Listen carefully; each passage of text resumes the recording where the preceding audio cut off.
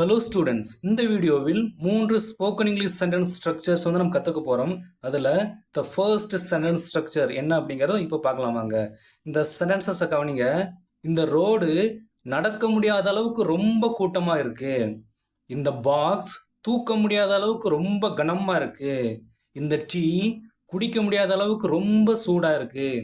இந்த மாதிரி சென்டென்சஸ் இங்கிலீஷில் எப்படி சொல்கிறது அப்படிங்கிறத நாம் இப்போ த ஃபர்ஸ்ட் சென்டென்ஸ் ஸ்ட்ரக்சரில் பார்க்கலாம் வாங்க. ஓகே, ஃபர்ஸ்ட் சென்டென்ஸ் பாருங்க. இந்த டீ குடிக்க முடியாத அளவுக்கு ரொம்ப சூடா இருக்கு. ஓகே, ஃபர்ஸ்ட் வந்து இந்த டீ ரொம்ப சூடா இருக்கு அப்படிங்கறத சொல்லணும். எப்படி சொல்றது? The tea is too hot. The tea is too hot. இந்த டீ ரொம்ப சூடா இருக்கு. This tea அப்படின்னு சொல்ல வேண்டிய அவசியம் இல்லை. The tea அப்படின்னு சொன்னாலே போதும். அப்போ the tea is too hot அப்படின்னு என்ன மீனிங்? இந்த டீ ரொம்ப சூடா இருக்கு. அடுத்து குடிக்க முடியாத அளவுக்கு அப்படிங்கிறத சொல்லணும். இந்த ஃப்ரேஸ் இங்கிலீஷில் சொல்லும்போது அப்படியே டைரக்டாக டிரான்ஸ்லேட் பண்ணக்கூடாது. அப்போ இந்த இடத்துல இந்த குடிக்க முடியாத அளவுக்கு அப்படிங்கிற ஃப்ரேஸை எப்படி சொன்னால் போதும் அப்படின்னா, குடிக்க அப்படிங்கிற இன்ஃபினிட்டிவை பயன்படுத்தினா போதும். அது வந்து குடிக்க முடியாத அளவுக்கு அப்படிங்கிற மீனிங் தர ஆரம்பிச்சிடும். அப்போது குடிக்க அப்படிங்கிறத இங்கிலீஷில் எப்படி சொல்லுவோம்? டு ட்ரிங்க் அப்படின்னு சொல்லுவோம். டு ட்ரிங்க் அப்படின்னா குடிக்க. இது வந்து என்னது? ஒரு இன்ஃபினிட்டிவ். அப்போ the tea is too hot to drink அப்படின்னா என்ன மீனிங்? இந்த டீ குடிக்க முடியாத அளவுக்கு ரொம்ப சூடா இருக்கு அப்படிங்கிற மீனிங் தரும். ஓகே, அடுத்த சென்டென்ஸ் பாருங்க. இந்த ரோடு நடக்க முடியாத அளவுக்கு ரொம்ப கூட்டமா இருக்கு. ஃபர்ஸ்ட் வந்து இந்த ரோடு ரொம்ப கூட்டமா இருக்கு அப்படிங்கிறத சொல்லணும். எப்படி சொல்றது? the road is too crowd. the road is too crowd. இந்த ரோடு ரொம்ப கூட்டமா இருக்கு. எப்படி? நடக்க முடியாத அளவுக்கு. அப்போ நடக்க முடியாத அளவுக்கு அப்படிங்கிறத அப்படியே டைரக்டா சொல்லக்கூடாது. எப்படி சொல்லணும்? நடக்க அப்படின்னு சொன்னாலே போதும். அது வந்து நடக்க முடியாத அளவுக்கு அப்படிங்கிற மீனிங் தர ஆரம்பிச்சிடும் இந்த இடத்துல. அப்போ நடக்க அப்படிங்கிற இன்ஃபினிட்டிவை நம்ம இங்கிலீஷ்ல எப்படி சொல்லுவோம்? டு வாக் அப்படின்னு சொல்லுவோம். டு வாக் அப்படின்னா நடக்க. அப்போ the road is too crowded to walk அப்படின்னு என்ன மீனிங்? இந்த ரோடு நடக்க முடியாத அளவுக்கு ரொம்ப கூட்டமா இருக்கு. ஓகே, அடுத்த சென்டென்ஸ் பாருங்க. வீடியோ பார்க்க முடியாத அளவுக்கு இன்டர்நெட் ரொம்ப ஸ்லோவாக இருக்கு. ஓகே, ஃபர்ஸ்ட் வந்து இன்டர்நெட் ரொம்ப ஸ்லோவாக இருக்கு. இது எப்படி சொல்றது? The internet is too slow. The internet is too slow. Internet ரொம்ப ஸ்லோவாக இருக்கு. அடுத்து வீடியோ பார்க்க முடியாத அளவுக்கு. இந்த ஃப்ரேஸை அப்படியே டிரான்ஸ்லேட் பண்ணக்கூடாது. எப்படி சொன்னால் போதும்? வீடியோ பார்க்க அப்படின்னு சொன்னாலே போதும். இந்த இடத்துல வீடியோ பார்க்க முடியாத அளவுக்கு அப்படிங்கிற மீனிங் தர ஆரம்பிச்சிடும். அப்போ வீடியோ பார்க்க அப்படிங்கறது எப்படி சொல்லுவாங்க இங்கிலீஷ்ல? To watch videos. To watch videos அப்படின்னா வீடியோ பார்க்க. அப்போ the internet is too slow to watch videos. Video பார்க்க முடியாத அளவுக்கு இன்டர்நெட் ரொம்ப ஸ்லோவா இருக்கு. ஓகே, அடுத்த சென்டென்ஸ் பாருங்க. இந்த பாக்ஸ் தூக்க முடியாத அளவுக்கு ரொம்ப கனமா இருக்கு. ஃபர்ஸ்ட் வந்து இந்த பாக்ஸ் ரொம்ப கனமா இருக்கு. எப்படி சொல்றது? the box is too heavy. the box is too heavy. இந்த பாக்ஸ் ரொம்ப கனமா இருக்கு. அடுத்து தூக்க முடியாத அளவுக்கு. இதை வந்து அப்படியே சொல்லக்கூடாது. எப்படி சொன்னா போதும்? தூக்க அப்படிங்கிற இன்ஃபினிட்டிவை பயன்படுத்தினா போதும். அப்போ தூக்க அப்படிங்கிறத எப்படி சொல்லுவோம்? To lift. To lift. அப்போ the box is too heavy to lift அப்படின்னு என்ன மீனிங்? இந்த பாக்ஸ் தூக்க முடியாத அளவுக்கு ரொம்ப கனமா இருக்கு. ஓகே, அடுத்த சென்டென்ஸ் பாருங்க. தூங்க முடியாத அளவுக்கு சத்தம் அதிகமா இருக்கு.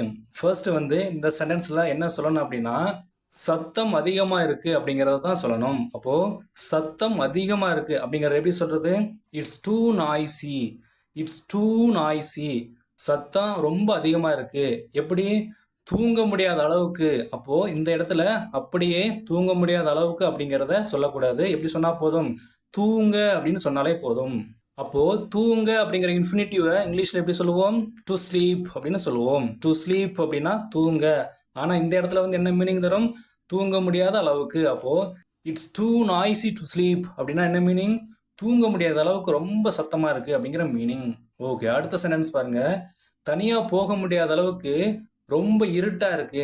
ஃபர்ஸ்ட் வந்து இந்த சென்டென்ஸ்ல என்ன சொல்லணும் அப்படின்னா, ரொம்ப இருட்டா இருக்கு. இதைத்தான் ஃபர்ஸ்ட்ல சொல்லணும். அப்போ ரொம்ப இருட்டா இருக்கு. இது எப்படி சொல்றது? இட்ஸ் டூ டார்க் அப்படின்னு சொல்லணும். இட்ஸ் டூ டார்க் அப்படின்னா ரொம்ப இருட்டா இருக்கு. அடுத்து தனியா போக முடியாத அளவுக்கு. இது எப்படி சொல்றது? தனியா போக அப்படிங்கிற ஒரு இன்ஃபினிட்டிவ் ஃப்ரேஸை பயன்படுத்தினாலே போதும். அப்போ தனியா போக அப்படிங்கிறது எப்படி சொல்லணும்? To go alone. To go alone அப்படின்னா தனியாக போக அப்படிங்கிற மீனிங் தரும். ஆனால் இந்த இடத்துல வந்து என்ன மீனிங் தரும்? தனியாக போக முடியாத அளவுக்கு அப்படிங்கிற மீனிங் தரும். அப்போது it's too dark to go alone அப்படின்னா என்ன மீனிங்? தனியாக போக முடியாத அளவுக்கு ரொம்ப இருட்டாக இருக்குது அப்படிங்கிற மீனிங். ஓகே, அடுத்த சென்டென்ஸ் பாருங்கள். நான் வர முடியாத அளவுக்கு ரொம்ப பிஸியாக இருக்கேன் அப்படிங்கிறத சொல்லணும். எப்படி சொல்கிறது? ஃபர்ஸ்ட் வந்து நான் ரொம்ப பிஸியாக இருக்கேன், அதை தான் ஃபர்ஸ்ட்டில் சொல்லணும். இது எப்படி சொல்கிறது? I M two busy. I am two busy அப்படின்னா நான் ரொம்ப பிஸியாக இருக்கேன். அடுத்து நான் வர முடியாத அளவுக்கு. அப்போது வர முடியாத அளவுக்கு அப்படிங்கிறத அப்படியே டைரெக்டாக சொல்லக்கூடாது. எப்படி சொன்னால் போதும்? வர அப்படிங்கிற ஒரு இன்ஃபினிட்டிவை பயன்படுத்தினாலே போதும். அப்போது வர அப்படிங்கிற இன்ஃபினிட்டிவை இங்கிலீஷில் எப்படி சொல்லுவோம்? டு கம் அப்படின்னு சொல்லுவோம். டு கம் அப்படின்னா வர. இந்த இடத்துல வந்து வர முடியாத அளவுக்கு அப்படிங்கிற மீனிங் தரும். அப்போது I M two busy to come. I am two busy to come அப்படின்னா என்ன மீனிங்? நான் வர முடியாத அளவுக்கு ரொம்ப பிஸியாக இருக்கேன் அப்படிங்கிற மீனிங். ஓகே, அடுத்த சென்டென்ஸ் பாருங்கள். இந்த சாப்பாடு சாப்பிட முடியாத அளவுக்கு ரொம்ப காரமாக இருக்குது, இதை சொல்லணும். எப்படி சொல்கிறது?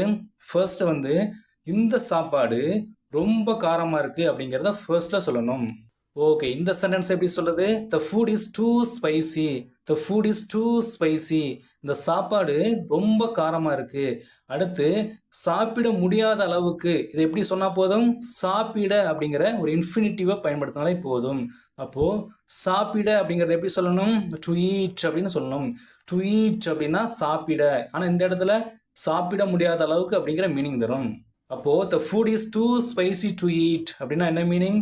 இந்த சாப்பாடு சாப்பிட முடியாத அளவுக்கு ரொம்ப காரமாக இருக்குது அப்படிங்கிற மீனிங்.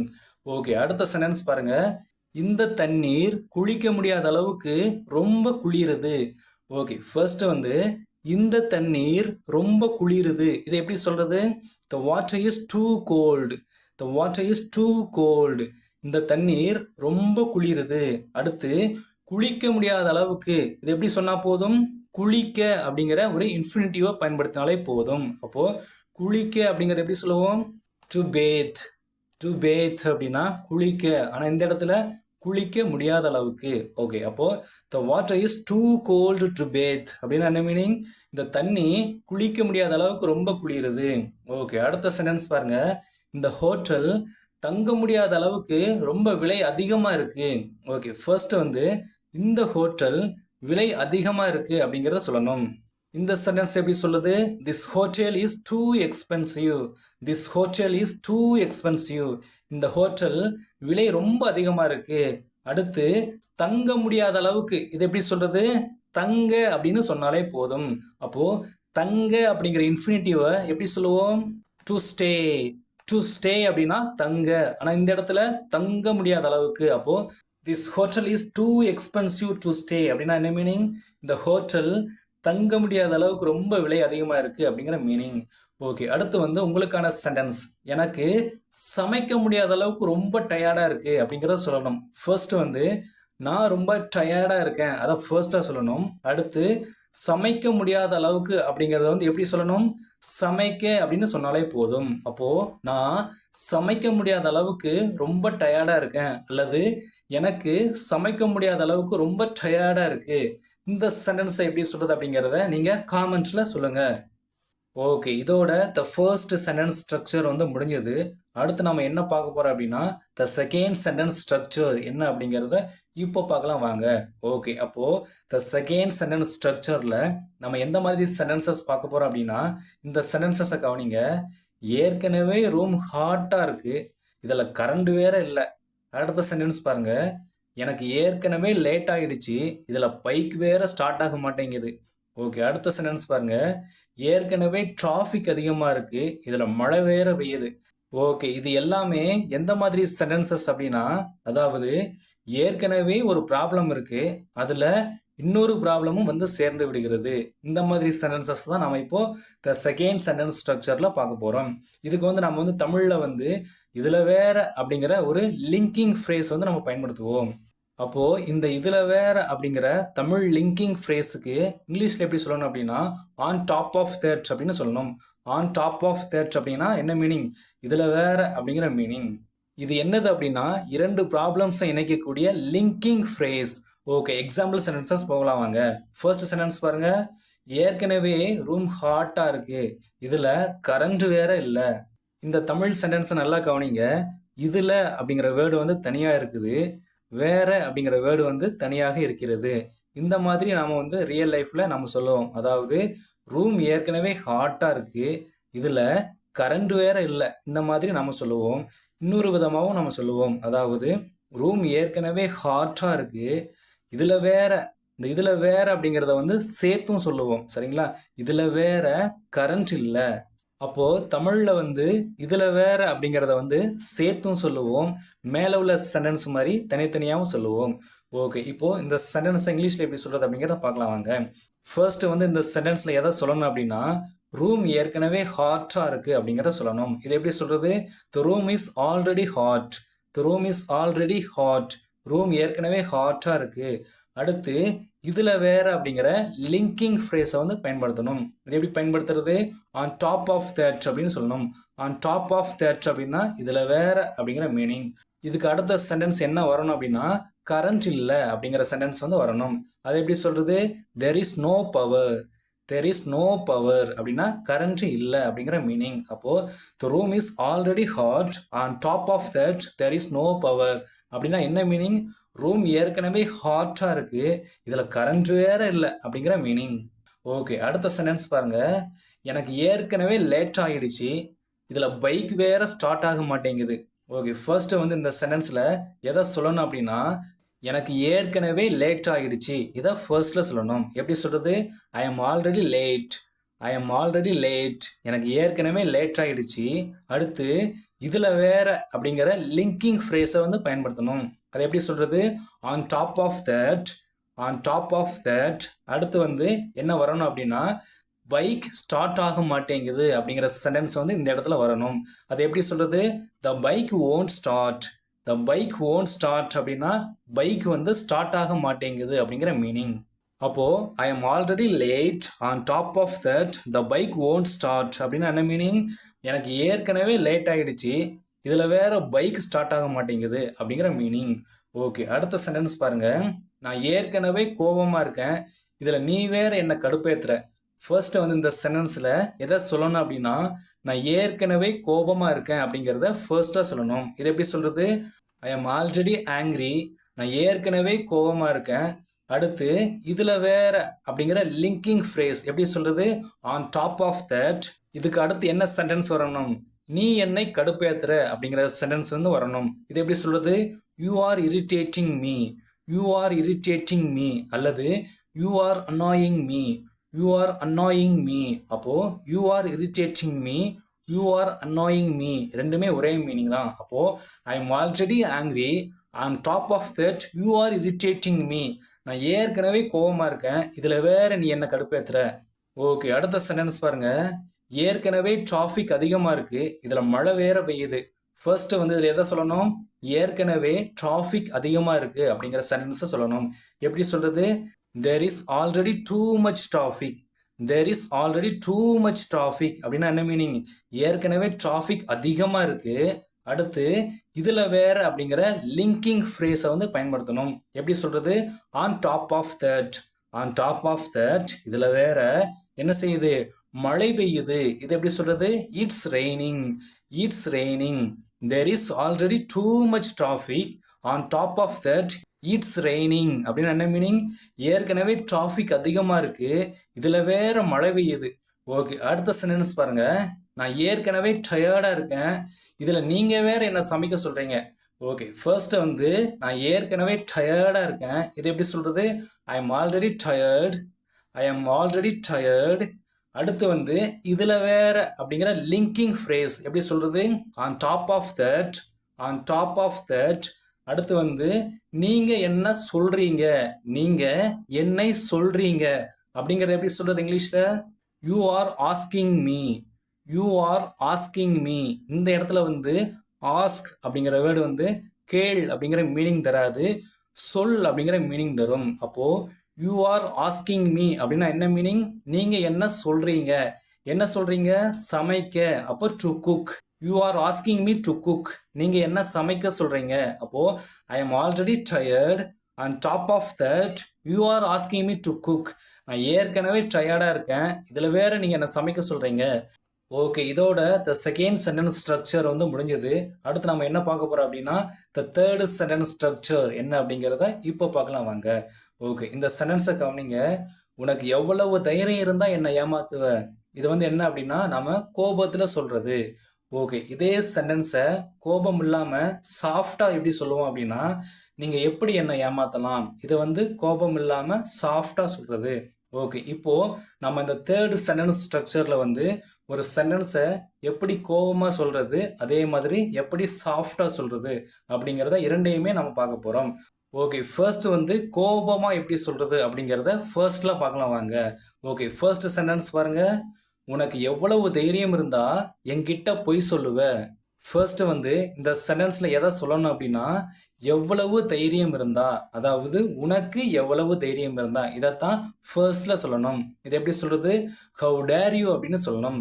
ஹவு டேர் யூ அப்படின்னா உனக்கு எவ்வளவு தைரியம் அப்படிங்கிற மீனிங். இப்போ இந்த சென்டென்ஸை வந்து டைரக்டா அப்படியே டிரான்ஸ்லேட் பண்ணக்கூடாது.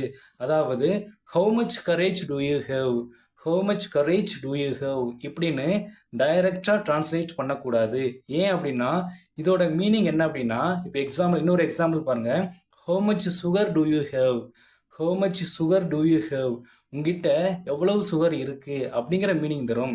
இதே மாதிரி how much courage to you have அப்படின்னா உங்ககிட்ட எவ்வளவு தைரியம் இருக்கு அப்படின்னு ஒரு கேட்கிற மாதிரி ஆயிரும். அதனால இந்த மாதிரி டைரக்டா டிரான்ஸ்லேட் பண்ணி பயன்படுத்தக்கூடாது. அப்போ உனக்கு எவ்வளவு தைரியம் இருந்தா அப்படின்னு கோபமா கேட்கும்போது எந்த ஃப்ரேஸ் தான் பயன்படுத்தணும்? ஹவு டேர் யூ அப்படிங்கிற ஃப்ரேஸ் மட்டும் தான் பயன்படுத்தணும். அடுத்து என்கிட்ட பொய் சொல்லு அப்படிங்கிற ஃப்ரேஸ் வந்து இந்த இடத்துல வரணும். என்கிட்ட பொய் சொல்லு அப்படிங்கிறத எப்படி சொல்லணும்? லாய் டு மீ அப்படின்னு சொல்லணும். லாய் டு மீ அப்படின்னா என்கிட்ட பொய் சொல்லு. இது வந்து சென்டென்ஸோட சேரும்போது ஃபுல் சென்டென்ஸாக சொல்லும்போது என்ன மீனிங் தரும்? How dare you lie to me அப்படின்னா உனக்கு எவ்வளவு தைரியம் இருந்தால் என்கிட்ட பொய் சொல்லுவ அப்படிங்கிற மீனிங் தரும். ஓகே, அடுத்த சென்டென்ஸ் பாருங்க. உனக்கு எவ்வளவு தைரியம் இருந்தால் என்ன தொடுவ? ஓகே, ஃபர்ஸ்ட் வந்து உனக்கு எவ்வளவு தைரியம் இருந்தா இது எப்படி சொல்றது? ஹவு டேர் யூ அப்படின்னு சொல்லணும். அடுத்து இதுக்கப்புறம் வந்து என்ன சென்டென்ஸ் வரணும் அப்படின்னா, என்னை தொடு அப்படிங்கிற ஃப்ரேஸ் வந்து இந்த இடத்துல வரணும். என்னை தொடு அப்படின்னு எப்படி சொல்றது? டச் மீ, டச் மீ அப்படின்னா என்னை தொடு. ஓகே, இப்போ வந்து இது வந்து ஃபுல் சென்டென்ஸாக சொல்லும்போது என்ன மீனிங் தரும்? அதாவது how dare you touch me, how dare you touch me அப்படின்னா உனக்கு எவ்வளவு தைரியம் இருந்தால் என்ன தொடுவ அப்படிங்கிற மீனிங் தரும். ஓகே, அடுத்த சென்டென்ஸ் பாருங்க. உனக்கு எவ்வளவு தைரியம் இருந்தால் எனக்கு துரோகம் பண்ணுவ? ஓகே, ஃபர்ஸ்ட் வந்து உனக்கு எவ்வளவு தைரியம் இருந்தா இது எப்படி சொல்றது? How dare you, how dare you உனக்கு எவ்வளவு தைரியம் அப்படிங்கிற மீனிங். ஓகே, அடுத்து வந்து எனக்கு துரோகம் பண்ணு, எனக்கு துரோகம் பண்ணு அப்படிங்கிற ஃப்ரேஸ் வந்து இந்த இடத்துல வரணும். அது எப்படி சொல்றது? Cheat on me, cheat on me அப்படின்னா எனக்கு துரோகம் பண்ணு. ஓகே, இதை வந்து ஃபுல் சென்டென்ஸாக சொல்லும் போது என்ன மீனிங் தரும்? How dare you cheat on me, how dare you cheat on me அப்படின்னா என்ன மீனிங்? உனக்கு எவ்வளவு தைரியம் இருந்தால் எனக்கு துரோகம் பண்ணுவேன். ஓகே, இப்போ இந்த சீட் ஆன் மீ அப்படிங்கிற ஃப்ரேஸுக்கு பதிலாக பெட்ரே மீ அப்படிங்கிற ஃப்ரேஸையும் பயன்படுத்தலாம். Betray me, how dare you betray me உனக்கு எவ்வளவு தைரியம் தான் எனக்கு துரோகம் பண்ணுவேன். ரெண்டுமே ஒரே மீனிங் தான் தரும். ஓகே, அடுத்த சென்டென்ஸ் பாருங்க. உனக்கு எவ்வளவு தைரியம் இருந்தா எல்லார் முன்னாடியும் என்னை அவமானப்படுத்துவ? ஓகே, ஃபர்ஸ்ட் வந்து உனக்கு எவ்வளவு தைரியம் இருந்தா இது எப்படி சொல்றது? How dare you. ஓகே, இந்த சென்டென்ஸுக்கு அப்புறம் என்ன ஃப்ரேஸ் வரணும் அப்படின்னா, என்னை அவமானப்படுத்து அப்படிங்கிற ஃப்ரேஸ் வந்து இந்த இடத்துல வரணும். அப்போ என்னை அவமானப்படுத்து அப்படிங்கிற ஃப்ரேஸை எப்படி சொல்றது? இன்சல்ட் மீ, இன்சல்ட் மீ அப்படின்னா என்னை அவமானப்படுத்து. அடுத்து என்ன வரணும் அப்படின்னா எல்லார் முன்னாடியும், எல்லார் முன்னாடியும் அப்படின்னு எப்படி சொல்றது? In front of everyone, in front of everyone அப்படின்னா எல்லார் முன்னாடியும். ஓகே, இப்போ ஃபுல் சென்டென்ஸாக சொல்லுங்க.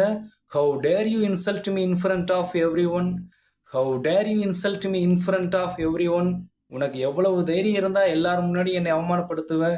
ஓகே, அடுத்த சென்டென்ஸ் பாருங்க. உனக்கு எவ்வளவு தைரியம் இருந்தா என் பொண்ணை நீ கேலி பண்ணுவ? ஓகே, ஃபர்ஸ்ட் வந்து உனக்கு எவ்வளவு தைரியம் இருந்தா இது எப்படி சொல்றது? How dare you. ஓகே, இந்த சென்டென்ஸுக்கு அப்புறம் என்ன ஃப்ரேஸ் வரணும் அப்படின்னா, என் பொண்ணை கேலி பண்ணு அப்படிங்கிற ஃப்ரேஸ் வந்து இந்த இடத்துல வரணும். அப்போ என் பொண்ணை கேலி பண்ணு அப்படின்னு எப்படி சொல்றது? Mock my daughter, mock my daughter, mock my daughter அப்படின்னா என் பொண்ணை கேலி பண்ணு அப்படிங்கிற மீனிங். அப்போ இதை வந்து ஃபுல் சென்டென்ஸாக சொல்லுங்க. How dare you mock my daughter, how dare you mock my daughter. இந்த சென்டென்ஸோட மீனிங் என்ன? உனக்கு எவ்வளவு தைரியம் இருந்தால் என் பொண்ணை கேலி பண்ணுவ. ஓகே, இதே சென்டென்ஸை இன்னொரு விதமாக எப்படி சொல்லலாம்? How dare you tease my daughter, how dare you tease my daughter இப்படியும் சொல்லலாம். ஓகே, அடுத்த சென்டென்ஸ் பாருங்க. உனக்கு எவ்வளவு தைரியம் இருந்தால் என் ஃபோனை நீ செக் பண்ணுவ. உனக்கு எவ்வளவு தைரியம் இருந்தா என் ஃபோனை நீ செக் பண்ணுவ. ஓகே, ஃபர்ஸ்ட் வந்து உனக்கு எவ்வளவு தைரியம் இருந்தா, அப்போ ஹவு டேர் யூ. ஓகே, இந்த சென்டென்ஸுக்கு அப்புறம் என்ன ஃப்ரேஸ் வரணும் அப்படின்னா, என் ஃபோனை செக் பண்ணு அப்படிங்கிற ஃப்ரேஸ் வந்து இந்த இடத்துல வரணும். அப்போ என் ஃபோனை செக் பண்ணு எப்படி சொல்றது? Check my phone, check my phone, என் ஃபோனை செக் பண்ணு. இப்போ ஃபுல் சென்டென்ஸாக சொல்லுங்க. How dare you check my phone. இந்த சென்டென்ஸோட மீனிங் என்ன? உனக்கு எவ்வளவு தைரியம் தான் என் ஃபோனை செக் பண்ணுவேன். ஓகே, இப்போ இது வரைக்கும் நம்ம பார்த்தது எல்லாமே வந்து கோபத்தில் சொல்கிற சென்டென்சஸ். ஓகே, அடுத்து நம்ம பார்க்க போகிறது என்ன அப்படின்னா, சாஃப்டாக எப்படி சொல்கிறது.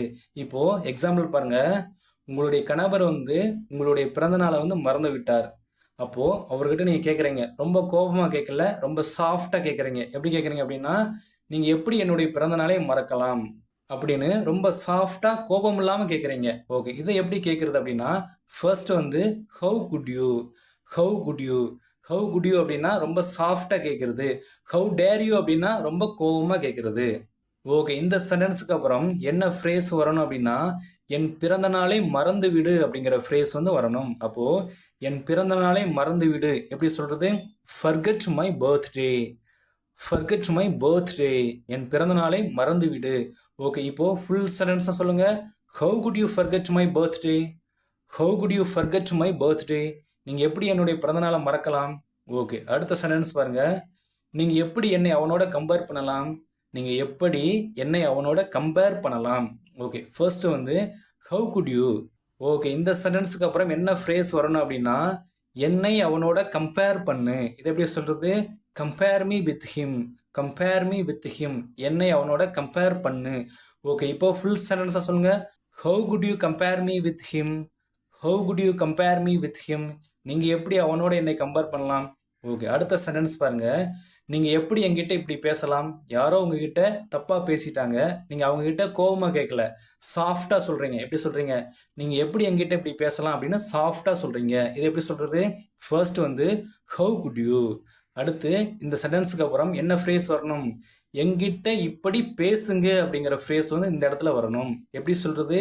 எங்கிட்ட இப்படி பேசுங்க. அப்போது talk to me like this, talk to me like this அப்படின்னா எங்கிட்ட இப்படி பேசுங்க அப்படிங்கிற மீனிங். அப்போது ஃபுல் சென்டென்ஸாக சொல்லுங்கள்.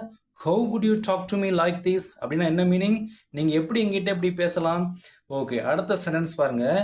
நீங்கள் எப்படி என்னை ஏமாற்றலாம் அப்படின்னு சாஃப்டாக கேட்குறீங்க. எப்படி கேட்குறது? ஃபர்ஸ்ட் வந்து ஹவு குட் யூ. அடுத்து என்னை ஏமாத்து. இது எப்படி சொல்கிறது? சீட் மீ, சீட் மீ அப்படின்னா என்னை ஏமாத்து. ஓகே, இப்போது ஃபுல் சென்டென்ஸாக சொல்லுங்கள். How could you cheat me, how could you cheat me. நீங்கள் எப்படி என்னை ஏமாற்றலாம். ஓகே, இப்போது how could you cheat on me. இந்த சென்டென்ஸோட மீனிங் என்ன அப்படின்னா, அதாவது ஒரு ரிலேஷன்ஷிப்பில் துரோகம் பண்ணுதல். அதே இது how could you cheat me. இந்த சென்டென்ஸோட மீனிங் என்ன அப்படின்னா, ஏதாவது பணத்தையோ அல்லது பொருளையோ ஏமாத்துதல். அப்போது சீட் ஆன் மீ அப்படின்னா நம்பிக்கை துரோகம், அதாவது ஏதாவது ஒரு ரிலேஷன்ஷிப்பில் துரோகம் பண்ணுதல். அதே இது சீட் மீ அப்படின்னா என்னது? ஏதாவது பொருளையோ பணத்தையோ ஏமாத்துதல். ஓகே, அடுத்த சென்டென்ஸ் பாருங்கள். உங்களுக்கான சென்டென்ஸ். நீங்கள் எப்படி அங்கே போகலாம். உங்கள் கணவரை ஒரு இடத்துக்கு போகக்கூடாது அப்படின்னு சொல்லியிருக்கீங்க, ஆனால் அவர் போயிட்டாரு. அதை வந்து சாஃப்டாக கேட்குறீங்க. எப்படி கேட்குறீங்க? நீங்கள் எப்படி அங்கே போகலாம் அப்படின்னு சாஃப்டாக கேட்குறீங்க. இதை எப்படி சொல்கிறது? அதே மாதிரி ரொம்ப கோவமாக கேட்குறீங்க. எப்படி கேட்குறீங்க? உனக்கு எவ்வளவு தைரியம் இருந்தால் நீ அங்கே போவ அப்படின்னு ரொம்ப கோவமாக கேட்குறீங்க. ஃபர்ஸ்ட் சென்டென்ஸ் வந்து சாஃப்டாக கேட்குறது, அதாவது நீங்கள் எப்படி அங்கே போகலாம்.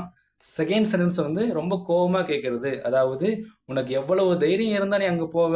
இது ரெண்டு சென்டென்ஸையும் எப்படி சொல்கிறது அப்படிங்கிறத நீங்கள் காமெண்ட்ஸில் சொல்லுங்கள்.